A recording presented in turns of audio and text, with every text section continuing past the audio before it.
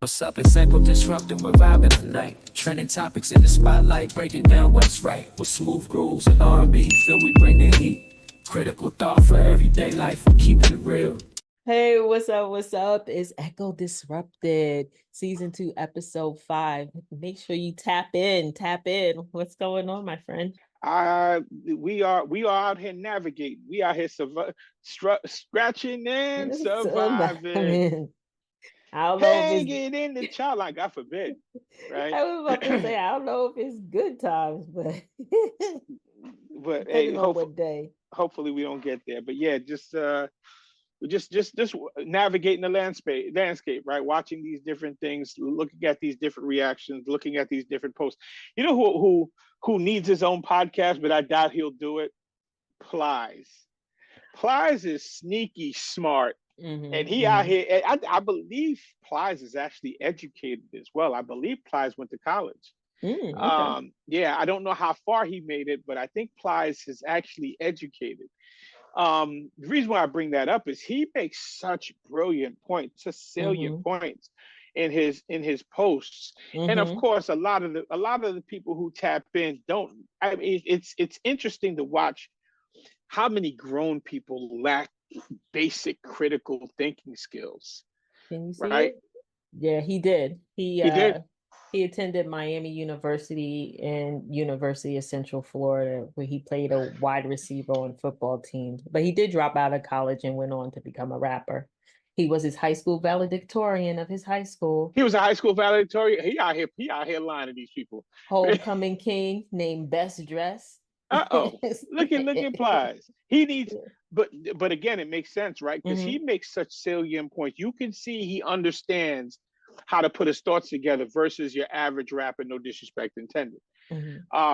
Maybe some disrespect intended.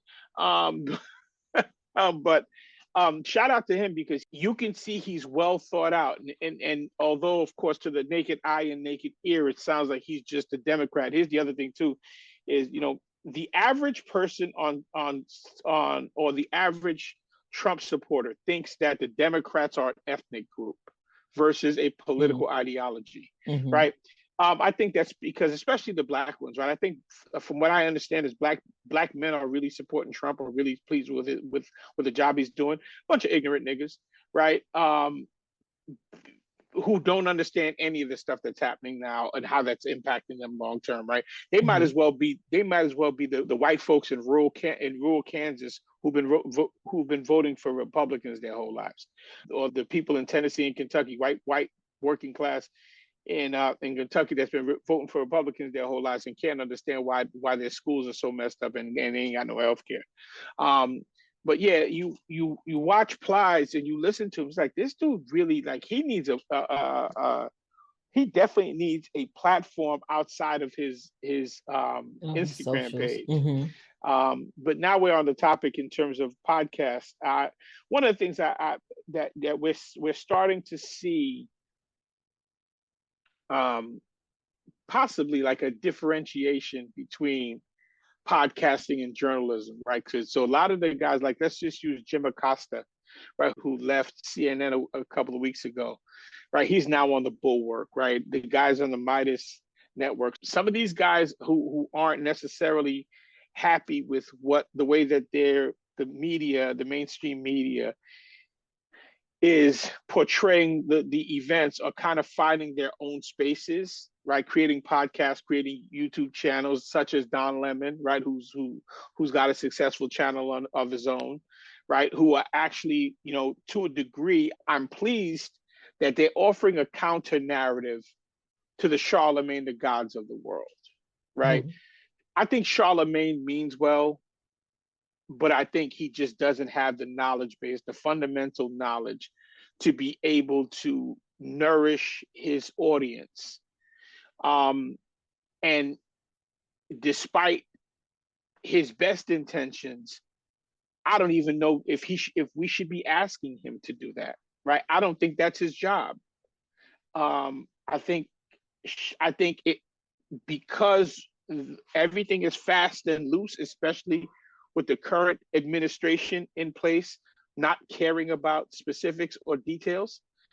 I think it's good to know that there are now some journalists who are taking their job seriously, right? Who are asking the additional questions, right? Or who are at least, drawing the lines of demarcation and kind of pointing out, okay, what's real and what's not real. Versus some of these other guys. And again, there are all these different people out here with podcasts. Let's just use Lord Jamar, right? The master of disinformation, right? And his infinite stupidity, right? He's got a platform, right? Everybody's got a platform. The question is, right, their ability to be able to, their ability to deliver well thought out content that's feeding the audience. Not everybody has it. There's a lot of junk food out there, and there's also a big appetite for junk food. People don't want to know stuff. I was listening to somebody yesterday who said the MAGA movement is predicated on people not wanting to do any deep thinking. They just want to stay at the surface level. And they don't want to have to think, okay, well, what was the origin point for whatever the subject matter is? How did we get here?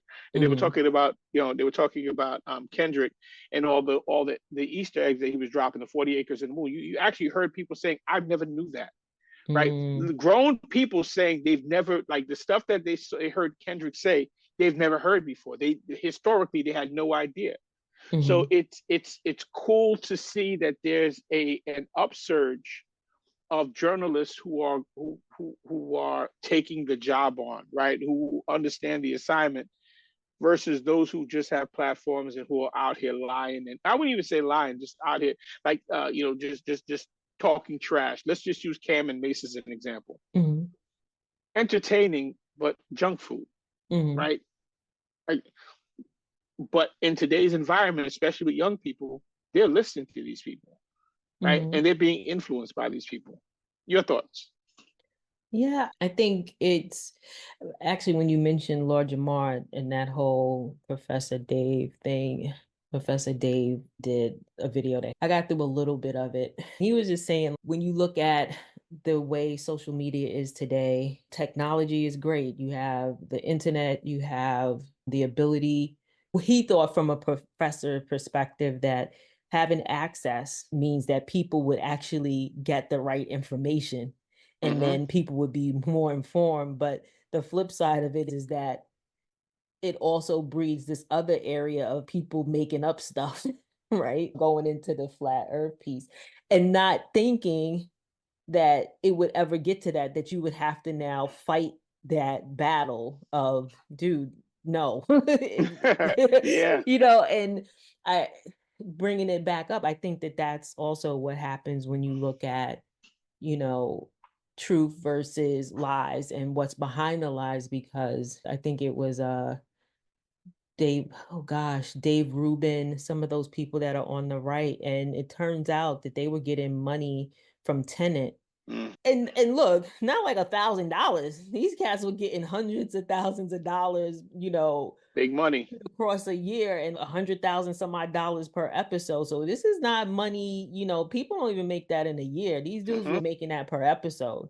So now you start to see why that other narrative is out there and how you get people to follow it, and they plant these seeds, and then the Russell Brands and all of the other people that come up with these stories.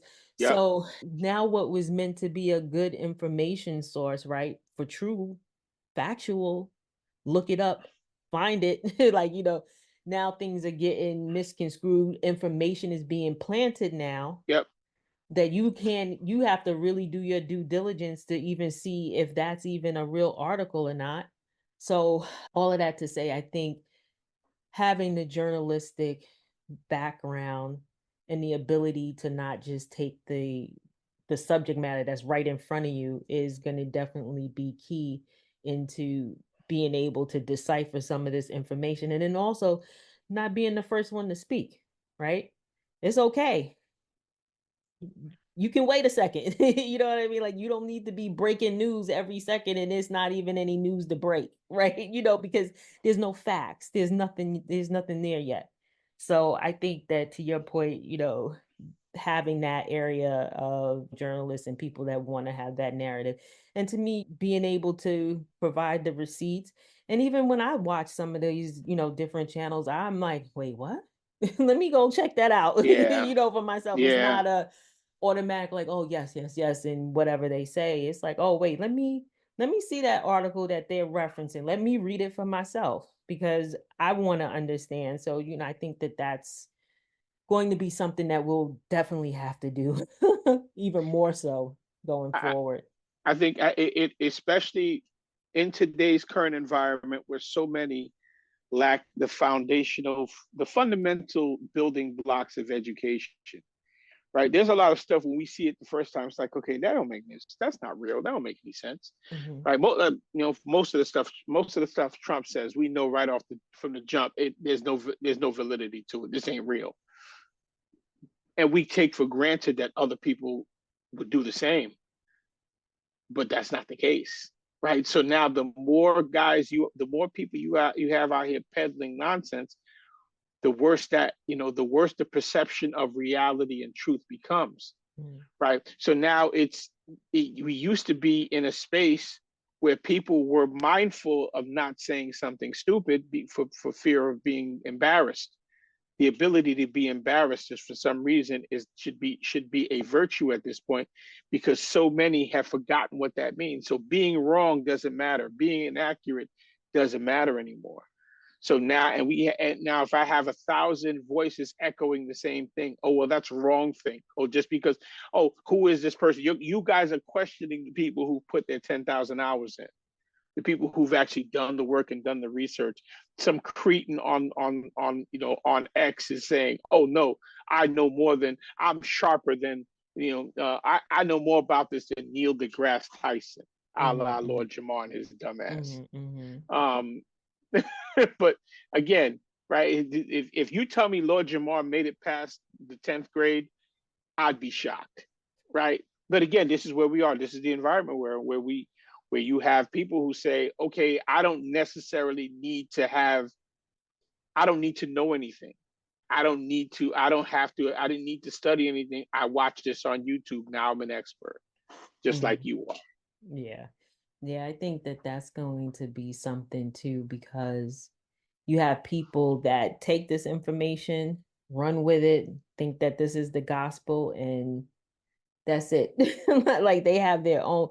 I think being a contrarian and being a conspiracy theorist is lucrative.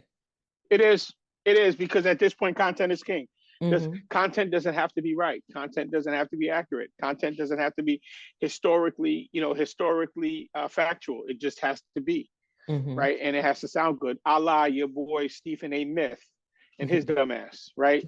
And the foolishness he's doing. I tell you, he wants to run for president. I ain't gonna lie to you. I wish I knew Stephen A. Smith, or at least knew somebody that knew Stephen A. Smith, that I could send him a text message and say, "Would you shut your dumb ass up? Would you shut your dumb ass up?"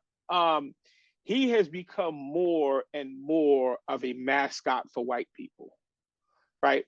His desire to have proximity to whiteness is becoming more and more apparent, right? Again, him taking a shot at Serena being completely off base.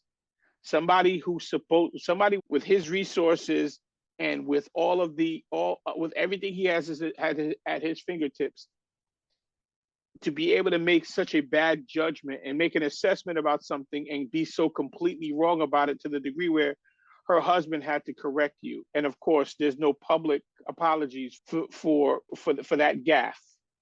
Yep. Because as we said earlier, it doesn't necessarily matter. Being accurate doesn't necessarily matter.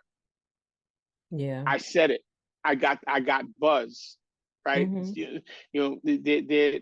People are, my name is in the news again. Yeah, I think also just having that take, and for whatever reason, that becomes a thing that catches on, because now there's a gravitational pull toward negativity.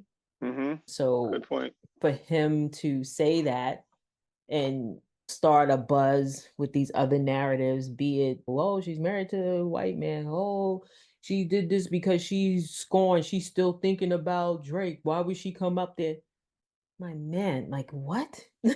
Like to be painfully honest with you, this week I have been totally like, y'all gotta stop. Like, meaning I pulled myself out. I was like, oh, whatever. Like, I'm not getting into it with him in terms of even wanting to find out all of what he said because it's irrelevant at this point. Get out of here. But, he wants to run for president, and the way you do it is constantly staying in the news cycle. And he does have a lot of followers, and the Super Bowl is in his sphere of influence and I'm only saying sphere of influence in that he's a sports commentator. This whole plug for him to go into politics, he's not. I hate to be like Evelyn Lozado. It's a non-factor for me. So I'm not giving him any oxygen, so to speak. So I hope he fails miserably. he will. I hope he fails miserably. He's gonna find out like everybody else. Byron, Donald, all of them. They all out here, playing themselves. So he'll find out. Yeah, I didn't mean to cut you. No, not at all. That was just people. You can call me a hater. You can call me whatever you want. You're right. I'm absolutely a hater. I want him to lose. I want him to lose everything. I want him to lose the rest of his hair. I want him to lose his sight. I want him to lose his keys. I want him to lose the lease to his apartment. Right. I want him to lose the money he got in his pocket. I want him to lose everything. He's annoying, right? He's annoying, and he's a mascot carrying water for white people, right? He's a Sean Hannity shoe shiner, right? You hang out with those people, bro. There's nothing else to talk about. And people, it's not personal, blah, blah, blah. You're right. It ain't personal, but it's indicative of who you are, what your values are, who you associate with. Right. If R. Kelly was running these streets and I was hanging out with R. Kelly, there would be certain connotations that would be associated with me. Same thing. Yeah, and I also think, what makes him think? Do you really think that whoever is propping you up now, like Skip Bayless to Lil Wayne, whatever the analogy you want to use, right now it's all fun and games. But what if you were to take this seriously? People aren't taking you seriously, my man. Get out of here. There you go. Yeah, there you go. You feeling yourself, but that's okay. You're entitled to. Yeah, exactly. Rock out. You're entitled to. Exactly. Ain't nobody thinking about that. Last but not least, would like to get your thoughts on. So interesting, as we embark upon this new era, this new phase of our existence, and the people who we are, friends, family members, what have you. So when I will tell you, I'll be candid. When Trump first got elected, I didn't say a word to any white people. Don't smile at me. Don't hold the door for me. None of that. Right? I wanted them to know I wasn't feeling them. Any black dude that I thought was stupid and didn't have the capacity to think anything through, I even put him on the list. Right? I ain't saying what up to nobody. Right? I'm not holding no doors for no white, huh? No dap. Nothing. I'm not holding doors for white women. None of that. Y'all all voted for this dude. And to a degree, I don't know if I don't still feel the same. That being said, as we move forward, right, the socializing with people in our social circles who are Trump supporters, what is the protocol for that? For me, I don't feel like I got to be polite to people just for the sake of being polite. I ain't got no problem telling somebody a stiff fuck you, right? I'm cool with it, right? To me, because you unleashed what we're dealing with now. You played a part in that. It's not a vote for Trump that's not a vote for Romney, right? That's not a vote for Bush 1 or 2. That is an identifier, right? You are voting against me. You're voting against me as a person. You're voting against my personhood. You're voting against my lineage. You're voting against the successes my people have made, the strides that we've made. I don't see how that is a forgivable offense from my standpoint. I just don't. And I don't, there's a feeling that one must be polite or we get past or we got to unify. I ain't unifying with nobody. Y'all niggas, if you was on fire, I wouldn't piss on you, I promise. If you got hit by a car and I knew you voted for Trump, go have him help you. But I'm a vindictive person. Not everybody should try to be like me. That being said, I think I'm trying to wrap my mind around the idea, because it's come to light to me as of recent that there are people in my social circle, and I knew of some, who are Trump supporters. A former business associate is a Trump supporter and reached out to me in an attempt to run a victory lap. I don't think he'll ever reach out to me again, given my response. He said, yo, you taking this personal. I said, you reached out to me to try to rub something in my face. I took that personal. I don't play around with this kind of stuff. Listen, your guy won, that's cool. It is what it is. We can move on. Don't think that I'm just going to sit here and let you be disrespectful to me as a result of that, right? This is a president winning an election. Cool. No problem. It is what it is, right? You view, for whatever reason, you view this as a sporting event or what have you. Cool. All right. But I'm not going to let you hit me. I'm not going to let you take that tact with me. That being said, right, that as I try to come to a sensible position,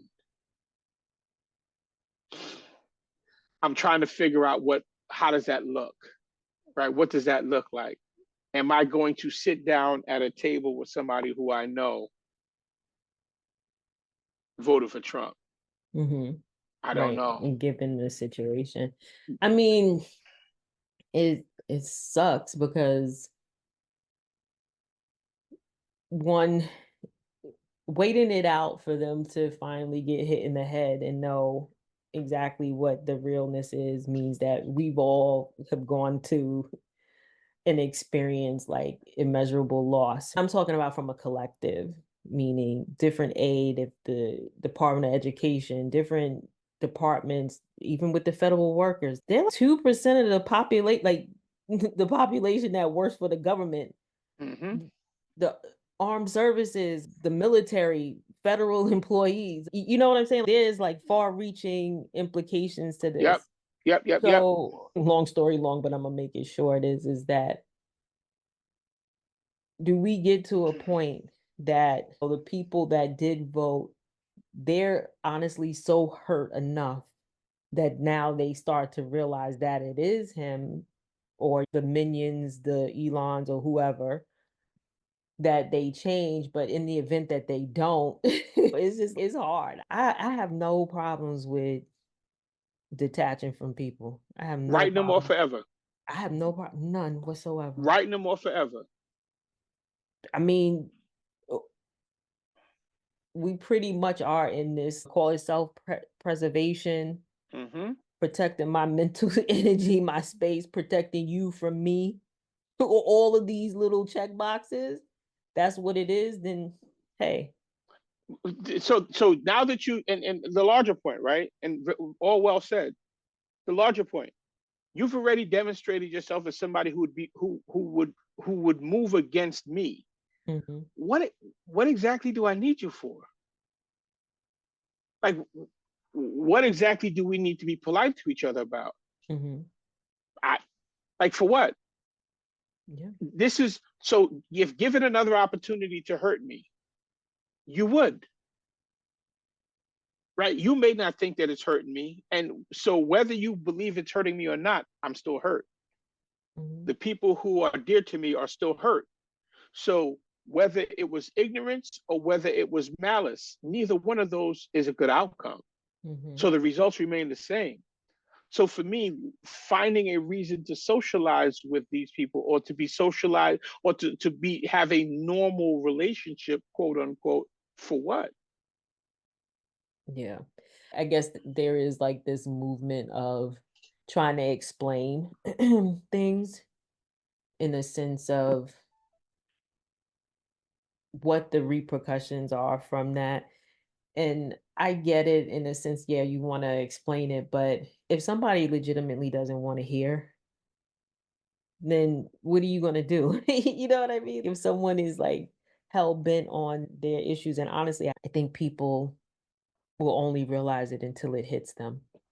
That's period in the story. Like, if you're a federal worker and you was rolling with him, and now look, are you going to take a package or not? And who's to say you're going to get paid? And You there's know, that. Then there's that.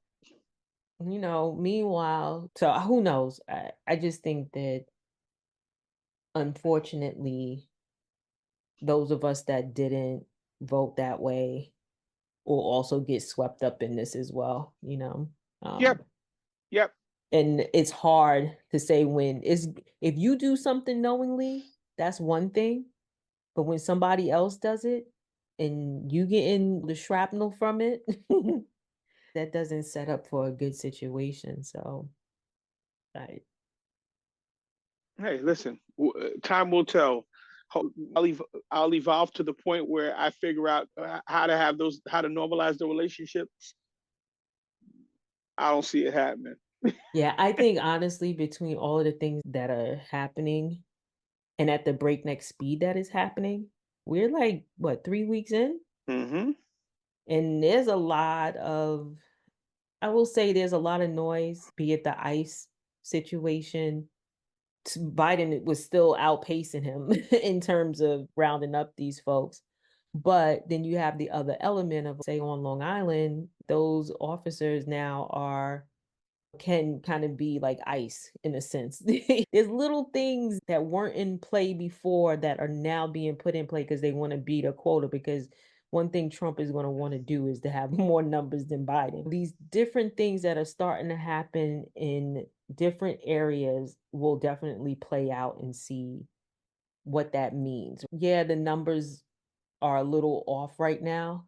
It will become a bigger story once that changes. The tactics, going into the churches, getting the low hanging fruit of people, those are the sort of things that I think will escalate this, in the sense that people will start to realize that it's more than just the numbers. Now it's really starting to impact people, be it the guy who says his wife or girlfriend got deported, not laughing at, but just saying, like, those sort of situations start to happen, and it starts to become stories that you may know somebody, or it's not so far-fetched. It's not some nebulous somebody that did a crime somewhere. No, this is this person that you go to church with. Maybe you reported him or not, but Mm-hmm. now he's getting yanked up. And Mm-hmm. now what? Those sort of stories are going to be the things that start to really drive it home, because it's not going to be, what's the word I'm looking for? It's not going to be so crazy that is, oh, it's the same thing. I think it's going to escalate and be something totally different with Trump. It'll come out. Hopefully We that will makes see. sense. No, it made absolute sense. We will see. Yeah. But either So way. yeah, we'll see what happens. I mean, I think we're living through the ultimate civics lesson, Well said. because I even had to look up today. How is it that these Democrat senators, representatives, whoever they were, they go up to a building, the Treasury, I believe it was, and there's just this one bald head dude standing there, and he's like, no. Now there's a whole gang of y'all behind there. But then Elon, or Felon, whatever they calling him, Fell on. That's nice. yeah, they got so many names. He rolls up with the Geek Squad. They got other names for them too. I'm not even gonna get into that. And they just go in. And I'm like, who? So I know you can't get the National Guard, but what happened to Federal Protective Services? How do they just roll up like that? This is just practical man on man, outnumbering. What's happening? Because I'm really astonished. And when I say astonished, I'm just like, something isn't gelling right for me. Mhm. Sorry, I went off on a tangent. No, That has bothered me for well over a week now. We're watching American democracy get tested and stretched, and let's see what happens. Yeah. Because I was just like, wait, there got to be somebody who can get called in. So that's what got me to that, because we're learning the ultimate in civics lessons. It baffles me that can go down like that, where it literally was just one dude just standing there and they all yelling at him. And I was like, is this performative? Is this what we doing? It is. And this is the problem with the Democrats, right? Y'all ain't got nobody to run up on this dude and hit him in his ear real fast, right? Slap right in his ear, get out the way. Right? Everybody wants to be nice. Right. The time for being nice is over. Right. Stop being polite. Somebody sock somebody. Let them know y'all ain't playing. Hakeem Jeffries, you from Brooklyn, ain't you? Or Harlem or folk? Brooklyn.